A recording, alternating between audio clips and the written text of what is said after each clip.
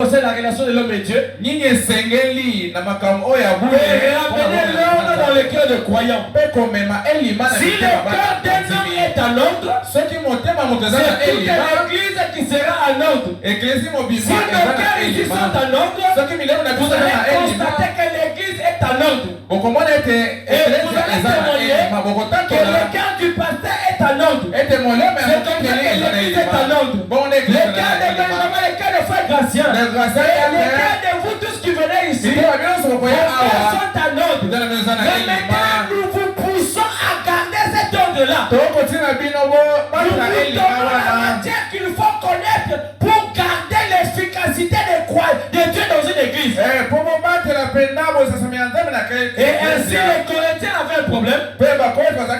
Ils avaient confondu la table du Seigneur avec toutes les tables. Ils allaient à la table du Seigneur sans discernement. C'était ça le vrai problème que les croyants de Corinthe avaient. On ne peut pas parler de l'ordre dans une église si le cœur de l'homme n'est pas en ordre. La Sainte Seine avait un ordre à respecter. La table du Seigneur avait un ordre à respecter. Avait perdu cet ordre-là. Il venait se saouler devant la table du Seigneur.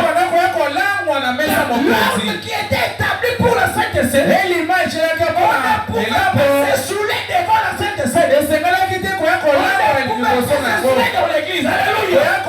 Mais les Corinthiens avaient oublié la chose là. Ils avaient des cœurs sales. Ils avaient des cœurs en désordre. Et quand le cœur d'un homme est en désordre, cela se manifeste dans le tabernacle où il va adorer. Même au jour de la chair de mon sauveur Jésus, il y a eu des hommes pervers dans le temple. Et il avait essayé de chicoter et il avait chassé les péchés dans le tabernacle. À chaque fois que le cœur de l'homme est tordu, à chaque fois que le cœur de l'homme est perverti, à chaque fois que le cœur de l'homme a des projets uniques, cet homme-là perturbe la volonté de Dieu dans la communauté de l'adoration. Parce que je vous ai dit ici, l'église ce n'est pas d'abord ce bâtiment ici. L'église c'est d'abord l'individu. Si le cœur de l'individu est sale, ainsi l'église entière c'est la conséquence logique, l'église sera en désordre. Le cœur s'il est en ordre, l'église sera aussi en ordre. Alors pour s'approcher de la table du Seigneur, il fallait avoir quelques règles à respecter. Les Corinthiens voyaient la table du Seigneur comme toute autre table. Pour aller à la Sainte Seine, c'était devenu un rituel. Bien-aimé frère, ne viens pas à l'église par habitude. Ne viens pas à l'église pour faire plaisir au pasteur. Ne viens pas à l'église pour qu'on te voie. Viens à l'église parce que réellement tu es dans la révélation de ce que c'est Dieu.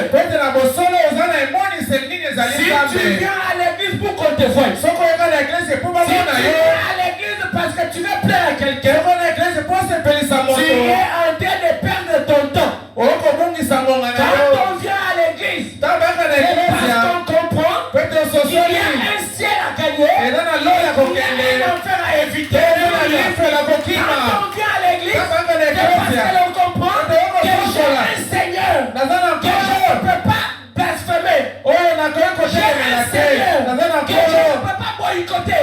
J'ai un Dieu qui est le maître de ma vie. Si il se décide, quand le souffle qui est en moi, à la minute je suis parti. Alléluia. Alléluia. Amen.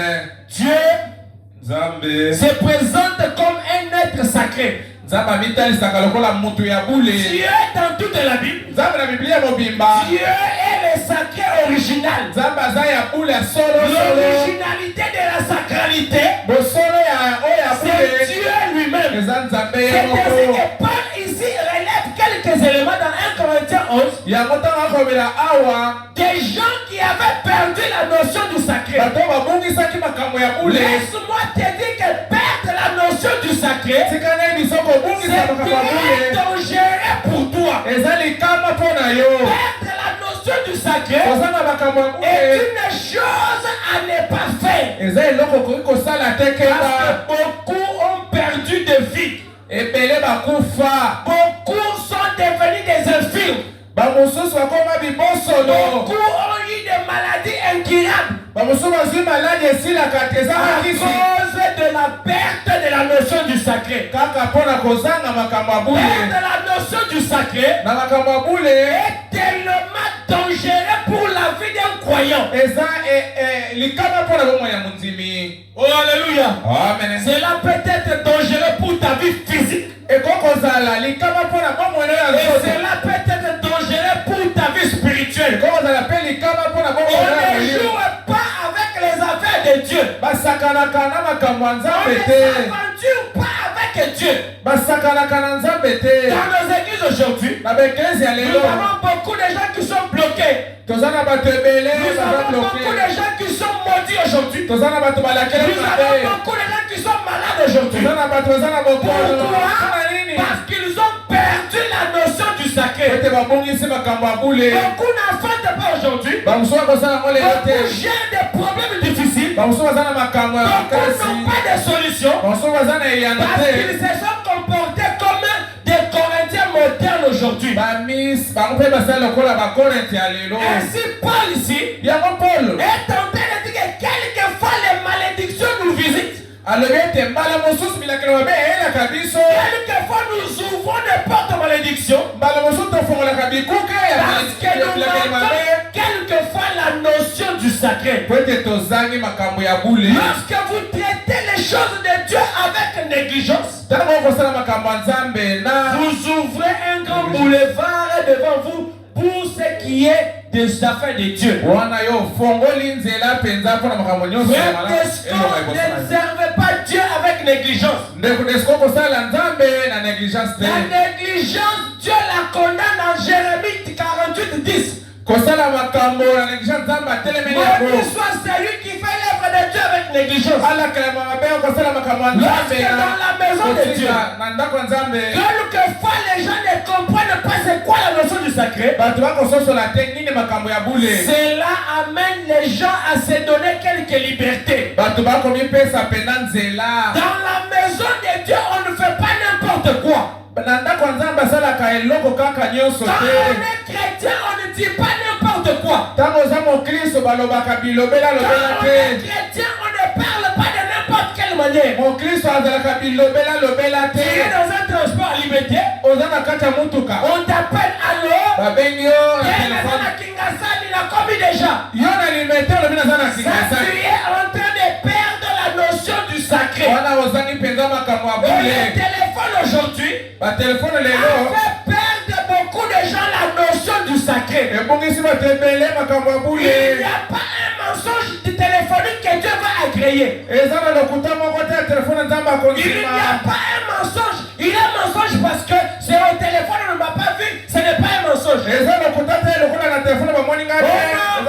téléphone, ce n'est pas un mensonge. Tu penses que pour toi les mensonges, quand tu regardes quelqu'un en face comme ça, et tu dis que... Et puis là c'est le mensonge. Non.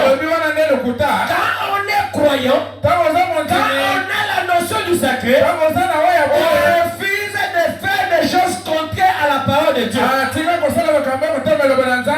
chrétien ne vit pas de n'importe comment. Un chrétien ne se comporte pas comme ses voisins. Un chrétien ne fait pas des choses parce que ses amis lui disent de faire.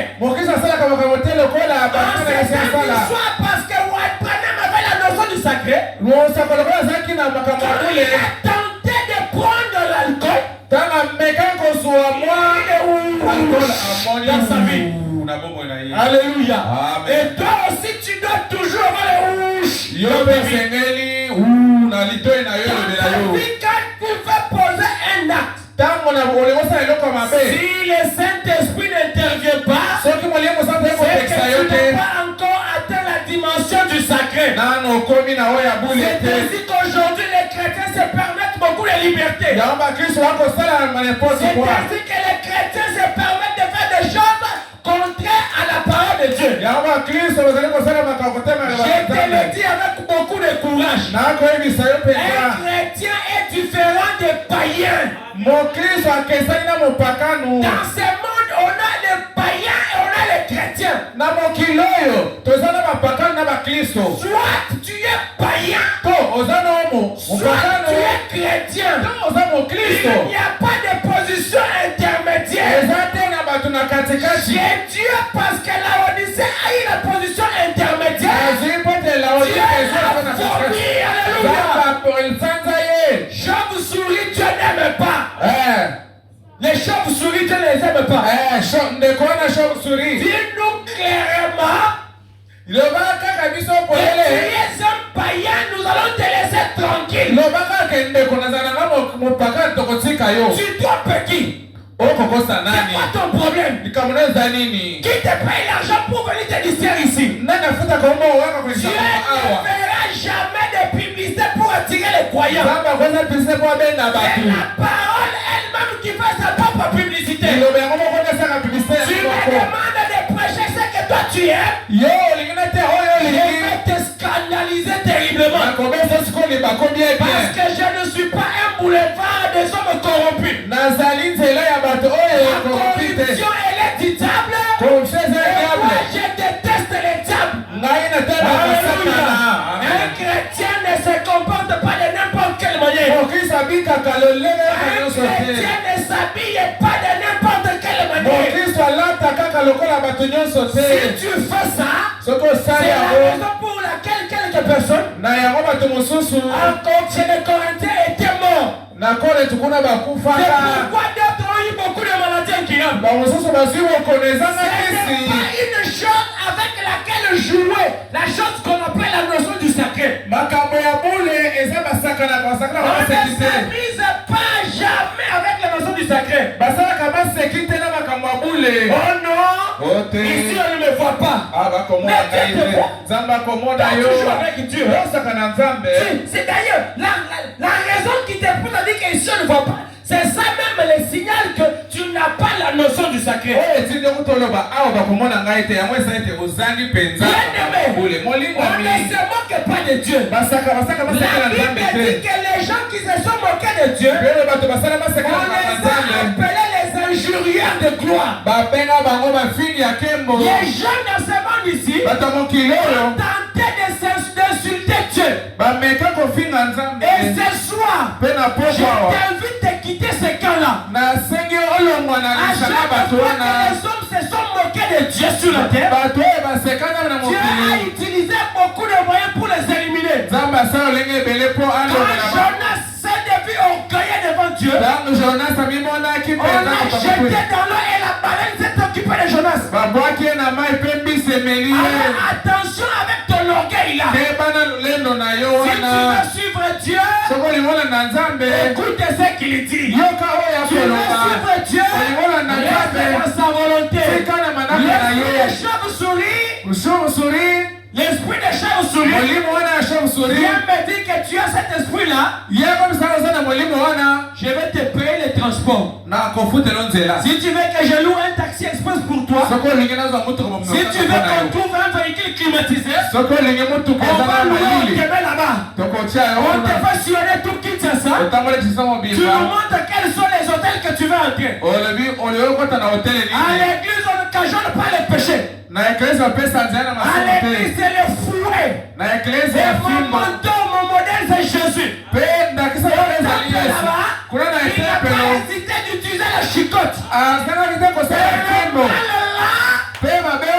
mal même s'il est dans ma famille. Il a mal même s'il est dans les pasteurs.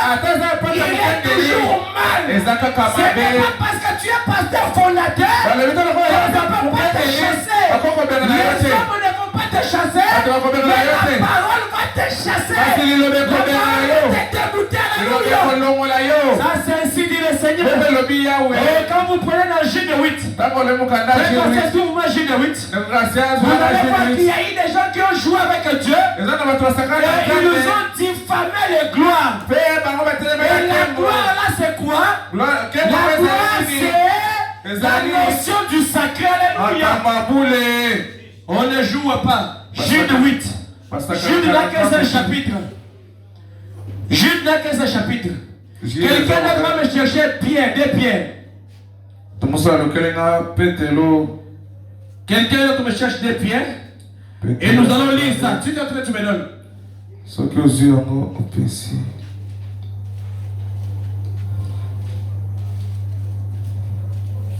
Ok. Je suis déjà dans des pierres. Je lis d'abord Jude. Écoutez ce que la Bible dit. Ici, nous ne vous prêchons pas des fables conçues par les hommes. Tu n'as pas passé ton temps, tu as quitté chez toi, tu as pris les transports, tu pouvais rester là en train de suivre la télévision. Tu viens ici pour que moi je commence à te flatter. Il y a un ciel à gagner et il y a un enfer à éviter. Pour aller au ciel, il y a des conditions. Et pour aller en enfer, il y a des conditions. Je suis spécialiste de montrer aux gens comment aller au ciel. Comment aller en enfer, je ne connais pas. Mais je peux détecter les mauvais esprits de ceux qui veulent aller en enfer. Et quand je détecte ça, Dieu m'a positionné ici pour empêcher les gens de ne pas aller en enfer mais aller au ciel. J'ai reçu la mission de dépeupler l'enfer pour aller peupler le ciel. Alléluia. Oh, je n'aime pas les injuriens de gloire, les électrons libres, les gens qui ont des esprits de serpent, les crocodiles. Quand on leur parle de la parole, ils sont prêts. Des chiens méchants. Les enfants de Dieu sont les brebis. Et une brebis, elle est derrière son maître. La brebis ne revendique pas ses droits. Mais c'est la chèvre et la boucle. Un chrétien obéit à la parole de Dieu. Un chrétien ne discute pas. Sinon tu seras un injurieur de gloire. Alléluia. Et tout injurieur de gloire, son sang a été scellé là-bas pour vivre les derniers jours. Et les chrétiens qui sont ici lâcheront sur vous les méchants. Alléluia. C'est le Malachie 4. Amen. Alléluia. Oh Jésus. Oh écoutez. Jude 1:8. Malgré cela, ces hommes aussi entraînés par les rêveries. Rêverie, suivent pareillement leur chair, méprisent l'autorité et injurient le gloire. C'est dangereux d'insulter les gloires. C'est dangereux de piétiner les gloires. C'est quoi les gloires dont on parle ici? C'est tous les commandements de la parole de Dieu. Parce que ces hommes suivaient leur corps. Alléluia. La Bible dit, écoutez, Jude 1, le verset 8. Malgré cela, ces hommes aussi entraînés par les rêveries. Exactement. Suis pareillement leur chair. Mais toi qui disais que Dieu ne regarde pas l'extérieur, Dieu regarde le corps, le cœur. Mais ici, tu parles de la chair, non? Tu es en train de suyer la chair. Tu suis la chair. La Bible est que suyer la chair. Mais quel est le corps dont toi tu parles que Dieu ne regarde pas? Mais tu as regardé le corps ici. Est-ce que dans le cœur il y a la chair? La chair dont tu as parlé, c'est l'intérieur ici. La chair qu'on suit, alléluia. Qu'on suit, c'est par les mauvaises habitudes. Dans la vie des femmes, dans la vie de prostitution, dans la débauche, par la boisson, alléluia, par la cigarette, par les critiques, Un critiqueur est un injurieur de gloire. Rappelez-vous, je vous ai dit que dans l'église, dans tout l'arsenal des enfants de Dieu, il n'y a pas les injures, il n'y a pas les critiques, il n'y a pas de moquerie. Alléluia. Les injurieurs de gloire, Dieu va s'occuper de vous. Et quand vous prenez des Pierre 2, le verset 10, il est dit ceci. Surtout ceux qui courent après la chair. Alléluia. Dieu ne parle pas du cœur. Ici, Dieu parle de la chair. Il dit surtout ceux qui courent après la chair. Dans un désir d'impureté. Et qui méprise l'autorité. Audacieux et arrogant. Ils ne craignent pas d'injurier le gloire. Arrogant.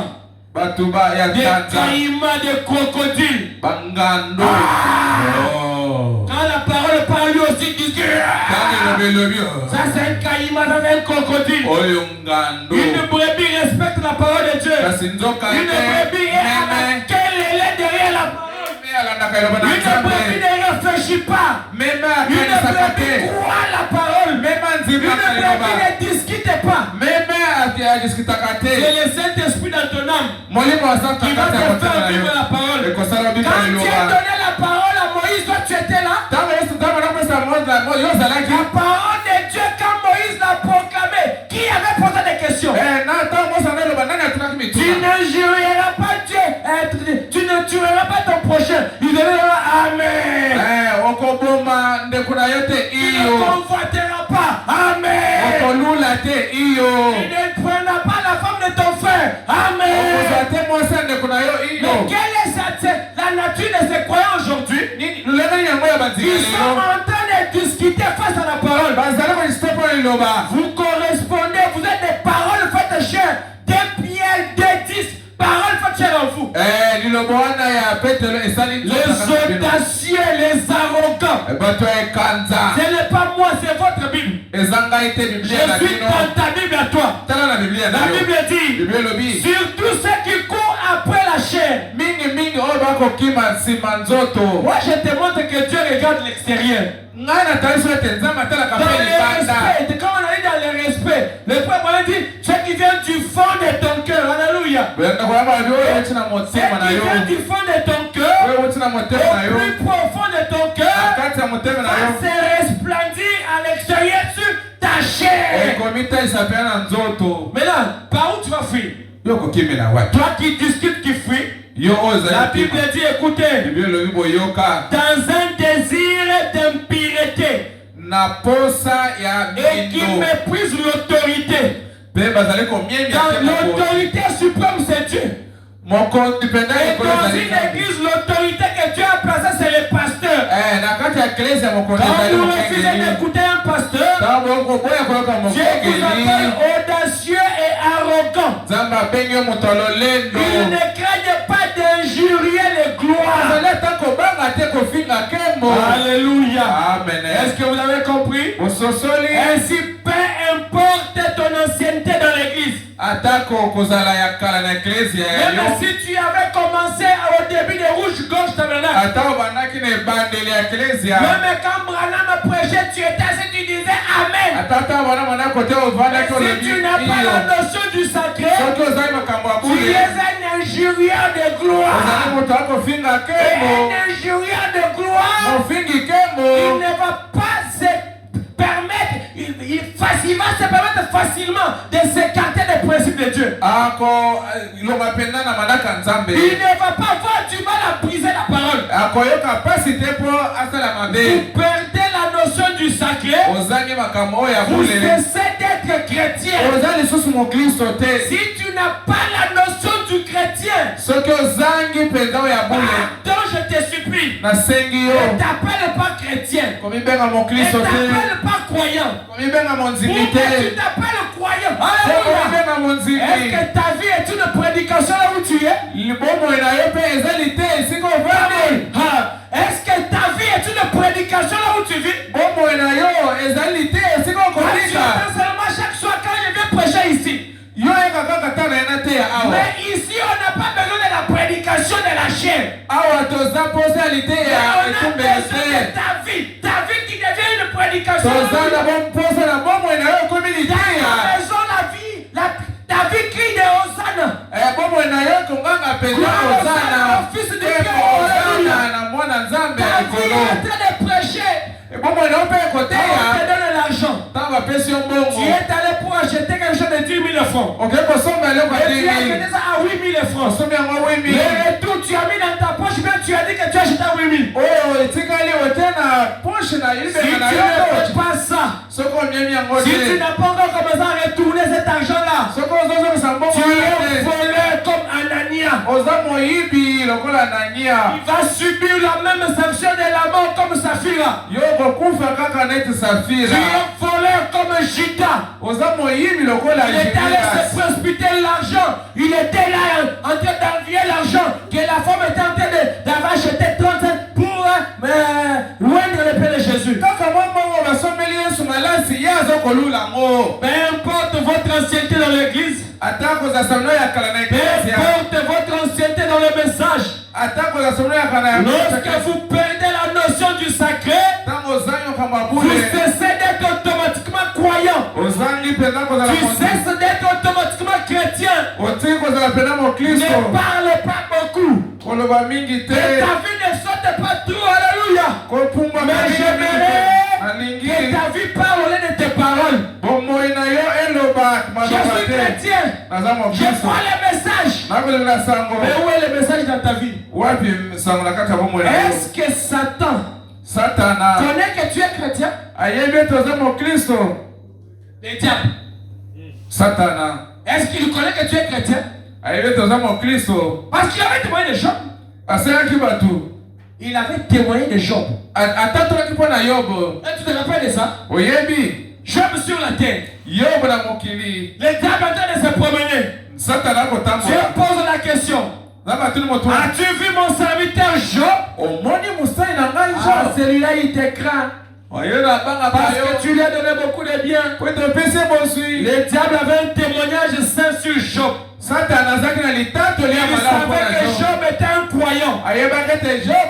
Mais est-ce que toi, le diable peut témoigner pour toi? Si le diable ne peut pas témoigner sur ta vie, même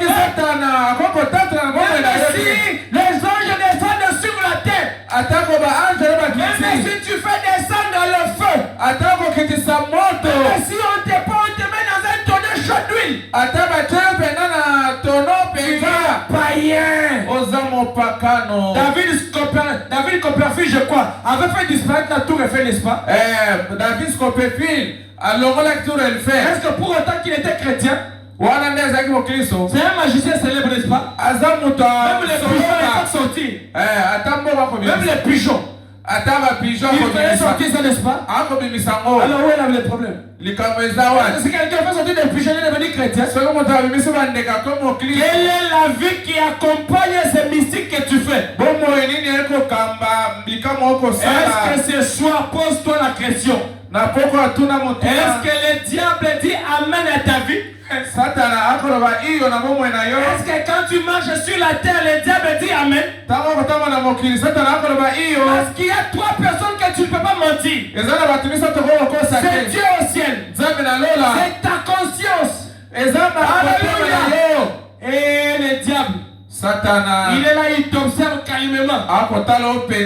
Si tu joues, on l'appelle accusateur des bien-aimés. On l'appelle. Et la Bible qui l'appelle accusateur des bien-aimés. Donc il sait voir si quelqu'un est bien-aimé ou pas bien-aimé. Alléluia. Est-ce que ta vie